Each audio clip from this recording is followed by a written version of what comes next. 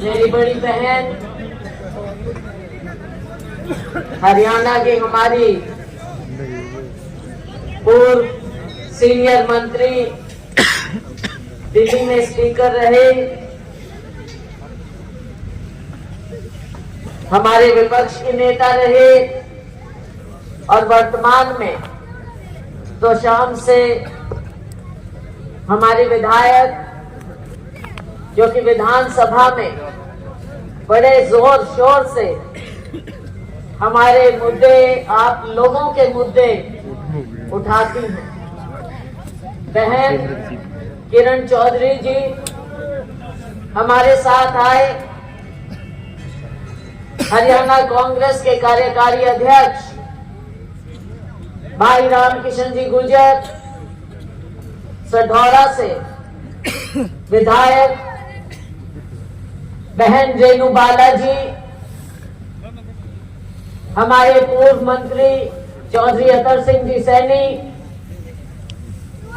पूर्व विधायक रणधीर जी धीरा, हमारे अन्य सभी साथीगण,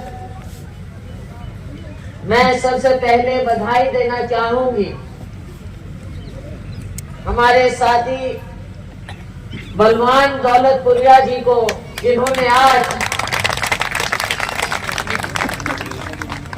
आप लोगों के सहयोग से, खास तौर से रोड़ी जी, अरविंद शर्मा जी, अन्य सभी साथियों, आप सबके सहयोग से और विशेष रूप से किरदान गांव का बहुत बहुत सहयोग रहा है, जो आज आपने ये इतना शानदार कार्यक्रम यहाँ किया।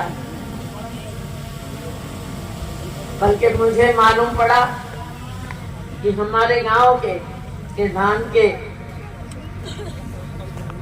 हमारे साथियों ने, नौजवानों ने मिलकर पिछले दिनों में गांव में बहुत बढ़िया काम किया। साफ सफाई, लोगों को जोड़ना और करना, साथियों अगर इस तरह का यहाँ पर मिले, ऐसा माहौल मिले तो कौन आगे नहीं बढ़ सकता। आप लोगों ने बहुत मेहनत की है, मैं बहुत आपका धन्यवाद करती हूँ। साथियों, आज का मौसम ऊपर राम जी की कृपा है, अपने ऊपर ना ठंड है, धूप नहीं है, लेकिन बढ़िया मौसम है। और तभी आप लोगों की इतनी प्यारी हाजिरी है। मेरी प्यारी प्यारी बहनें बैठी हैं, मेरे नौजवान साथी, मेरे सम्मानित बुजुर्ग हैं, हमारे सेवा दल के साथी यहाँ पर खड़े हैं और मीडिया के हमारे बंधु यहाँ पर हैं। साथियों, ऐसा समय आता है जो लोगों के दिल के अंदर की भावना होती है वो बाहर आती है। आज जो आप लोगों का जोश मैं देख रही हूँ, आपके चेहरों पर जो रौनक मैं देख रही हूँ, ये भी समय की पुकार है और समय के अनुरूप चल रहा है। आज जब हम आपसे बात करते हैं, मेरी बहन किरण जी आपसे पूछ रही थी तो आपके अंदर से आवाज निकल रही है, क्योंकि 10 साल बहुत होता है साथ। मुझे याद है हमारे 10 साल यूपीए की सरकार के आपने दिए, 10 साल काम बहुत हुआ, ये आज दुनिया मानती है कि विकास जो उस समय में हुआ, हर गांव में हमने पैसा पहुंचाया था।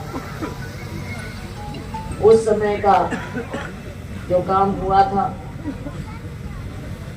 फिर भी हमारे नौजवानों को, औरों को लगा कि कुछ बातें कही जा रही हैं, कुछ पैसे की बात हो रही है, कुछ काले धन की बात हो रही है, कुछ रोजगार की बात हो रही है।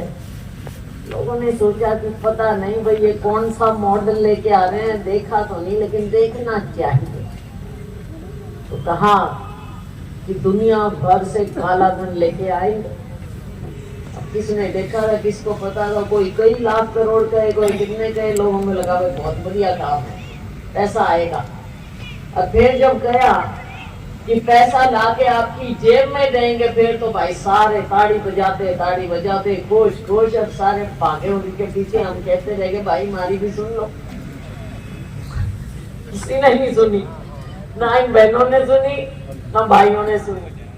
और नौजवान तो भाई जिसके हाथ में हमने मोबाइल दिया था राजीव जी ने, उसने सोचा आगे तो पता नहीं क्या मिल जाएगा, बाको 2-2 करोड़ नौकरी रंग बाज लिए सारे, खाते खुलवाते फिर। और फिर हम भी इंतजार में कि भाई पता नहीं हमारे से कोई गलती होगी क्या। 15 लाख, चलो हम भी इंतजार करेंगे, देखते हैं ये क्या करके दिखाएंगे। तो भाई 10 साल हो गए, लोग तो इंतजार में ही बैठे रहे। और आज भी सोच रहे हैं कि हमारे साथ क्या बनी, कहाँ गए रोजगार। नौजवान तो मेरे को लग रहा है जैसे हमारे माननीय प्रधानमंत्री जी कहते हैं, मेरे को लग रहा है अपने सारे नौजवान पकौड़े बनाने में तो माहिर हो गए होंगे। हो गए क्या? पकौड़े बना हुए सारे बनाने लग गए।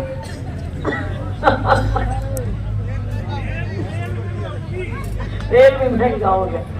बताओ अब ऐसा मजाक क्या जनता के साथ किया जाता है। और हमारे अध्यक्ष खड़गे जी पूछते हैं कि भाई अब मोदी जैसा बड़ा आदमी है, वो तो झूठ नहीं बोल सकता।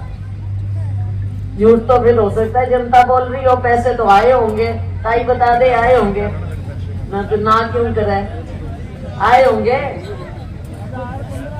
चुप चुप के अमीर होली।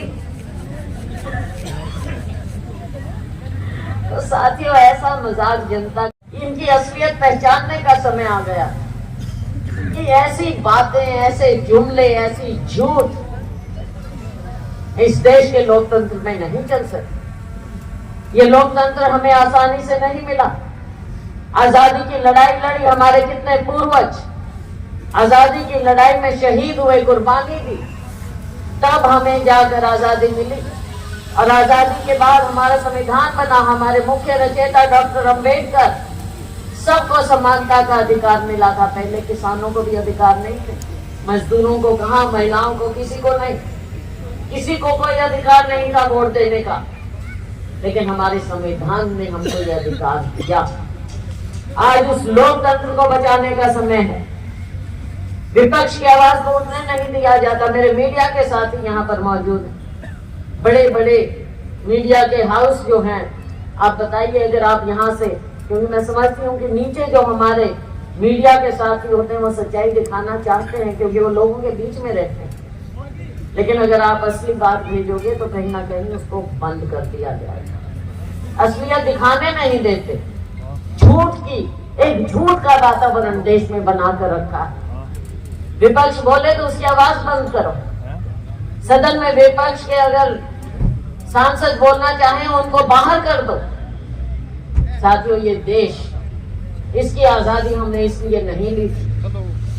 आज किसान मजबूर कर दिया है, मजदूर को मजदूरी नहीं मिल रही, गरीब और गरीब होता जा रहा है। मेरा दलित भाई आज कहाँ गया उसका मान सम्मान? मेरा पिछड़े वर्ग का भाई कहाँ गया? हमारे एससी बीसी का बैकलॉग कहाँ है? नौकरियां कहाँ है उनका हिस्सा? या केवल बातें कहकर कि मैं फलाने वर्ग से हूं तो आप वोट दे दो। घर में भी कुछ चाहिए, नौकरी भी चाहिए, नौजवानों को काम चाहिए। मेरी माताओं बहनों को इस इतनी आसमान को छूती महंगाई से इनको निजात चाहिए। और ये जो मेरे साथी बैठे हैं जिन्होंने आज अच्छी जैकेट पहनी हुई है, पैंट शर्ट पहने हुए हैं, आप भी जानते हैं जो मध्यम वर्ग के लोग हैं, महंगाई आपको भी छू रही है। बच्चों की फीस देनी पड़ती है, घर के खर्चे होते हैं, कहाँ से आएगा? क्या आमदनी उसी तरह से बढ़ रही है जिस तरह से महंगाई बढ़ रही? आप सब जानते हैं। अपने दिल पर हाथ रख के देखिए। आपको राम के नाम का जप नहीं चाहिए। जप आप खुद करते हैं, हम सब करते हैं। राम राम सुबह से करते हैं, और ये तो अब अजीब बात लगती है मुझे। बताइए, आप सब बताइए, आप सारे गांव से उठे हुए लोग हैं, राम राम आप कौन नहीं करते? मिलते ही आप राम राम करते। मैं तो अभी भी मेरे मुंह से जब देखती हूँ बड़ों को, अपने साथियों को, मुंह से राम राम निकलती है। नमस्ते तो बाद में पढ़े लिखे लोगों की आई है, राम राम ही तो अपने अंदर है। तो राम राम, मुझे ये बताओ, ये भारतीय जनता पार्टी नहीं थी तब क्या अपना राम नहीं था? राम था कि नहीं था? था, राम तो था ना। और अपन नहीं रहेंगे और भारतीय जनता पार्टी नहीं रहेगी, राम जी तो तब भी रहेंगे। तो फिर ये किसका सर्टिफिकेट चाहिए? और भाई राम नाम लेने का सर्टिफिकेट बीजेपी या आरएसएस देगी हमको? साथियों पर गलाने का एक और मौका इनको मिला, इनकी बातों में ना आए। आज जरूरत है देश को आगे बढ़ने की, आज जरूरत है भारत को जोड़ने की, आज जरूरत है नफरत के बाजार में मोहब्बत की दुकान खोलने की, जो राहुल गांधी जी कर रहे हैं। भारत को जोड़ा, देश भर में घूमे, पैदल गए, 3500 किलोमीटर से ज्यादा रास्ता उन्होंने तय किया और अब 6500 किलोमीटर यात्रा कर रहे हैं। जैसे हम उनके पीछे उनकी यात्रा का संदेश लेकर, उनका और खारगे जी के संदेश लेकर हम आपके बीच में आए हैं। इस पर लोगों से मिलना, लोगों की बात सुनना क्या गुनाह है? मेरे मीडिया के साथ ही आप बताइए, जब माननीय प्रधानमंत्री जी ने आज तक मीडिया को संबोधित किया, अब आप बोल नहीं सकते, कोई बात नहीं, लेकिन आप जानते, आप सब जानते, 10 साल हो गए हमारे से, तो आप अभी हो रहा था कि जी कहाँ बात करोगे हमारे से। हम तो करते हैं, हाथ जोड़ते हैं, मीडिया स्तंभ है हमारे लोकतंत्र का, तो लोकतंत्र को भी बचाना है साथियों। हमारे नेता राहुल जी और खारगे आज यही बात लेकर निकले और हम भी आपके बीच में आज यही बातें लेकर आए हैं। फतेहाबाद के कुछ मुद्दों पर मैं जरूर रोशनी डालना चाहूंगी। किरण चौधरी जी ने कही 38, ये आंकड़ा मिला है हमें, 38 मौत हुई नशे से हमारे यहाँ इस एरिया में। कितने लोग पकड़े गए? क्या जाल कसा है? आप बताओ, गांव में नशा नहीं फैला हो तो मुझे बताओ, कहाँ हमारे नौजवान, हमारे बच्चे इतने अच्छे, जिनका इतना अच्छा भविष्य हो सकता है, नशे की लपेट में आकर जब वो चले जाते हैं तो परिवार पर क्या बीतती होगी, माँ बाप पर क्या बीतती होगी? ये बात सोचने वाली है साथियों। और यहाँ पर हमारे फतेहाबाद में केवल एक नशा मुक्ति केंद्र, और वो भी कैसे चल रहा है वो सब आपको पता है साथियों। ये जमीन पर कुछ काम नहीं है, कागजों में करने वाली सरकार है, केवल कागजी सरकार है साथियों। क्योंकि मीडिया के साथी हैं तो थोड़ी बात शहर की भी मैं करना चाहूंगी। आज प्रोग्राम यहाँ से जरूर है, लेकिन फतेहाबाद का आपके यहाँ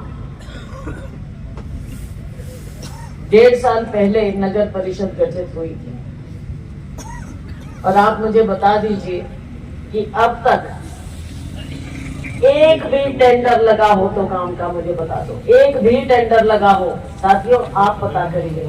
हम तो बोल सकते हैं, पता आप कर सकते हैं, पता करिए कोई भी टेंडर लगा हो। सफाई का क्या हाल है आप बताइए। और हाँ, अखबारों में इश्तेहार बहुत बड़े बड़े दे देते हैं साथियों। फतेहाबाद हिसार रोड पर 50 एकड़ में मेडिकल कॉलेज बनाने के लिए भूमि का अधिग्रहण किया था। क्या हुआ? बाद में उन्होंने कहा कि हम टोहाना ले जाएंगे। कोई बुरी बात नहीं है, जिला एक है, कहीं भी हो, लेकिन भूमि अधिग्रहण यहाँ हुआ, कहा टोहाना में बनेंगे, ना इधर के ना उधर के, ना यहाँ कॉलेज ना वहाँ कॉलेज, फिर बरगला दिया। कहा था हर जिले में मेडिकल कॉलेज खोलेंगे, लेकिन असलियत पता कीजिए। एक और बात, बहुत साल से मांग रही है सिरसा फतेहाबाद अग्रोहा रेलवे लाइन, और इन्होंने बड़े जोर शोर से वायदा किया था 10 साल पहले कि हम ये रेलवे लाइन करवाएंगे, सर्वे होगा। कहाँ गई रेलवे लाइन? क्या हमारे इस एरिया को विकास नहीं चाहिए? भाई हमने तो काम किए, लेकिन हमारे को तो ये 15 लाख और 2 करोड़ नौकरी लेके उड़ गई। क्या करा? बड़ी लाइन लाए थे उस टाइम, हमारे टाइम में।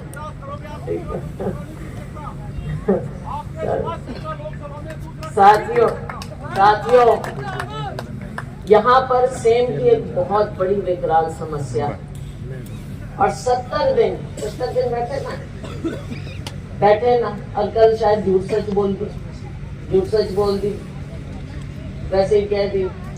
अब मेरे को ये बताओ, हमारे किसानों को भी याद करना चाहिए। 1 साल बैठे थे धरने पे, सारे बॉर्डरों पे 1 साल, धूप में सर्दी में, बल्कि मुझे याद है नया साल मैं किसानों के साथ बिता के आई थी बॉर्डर पे।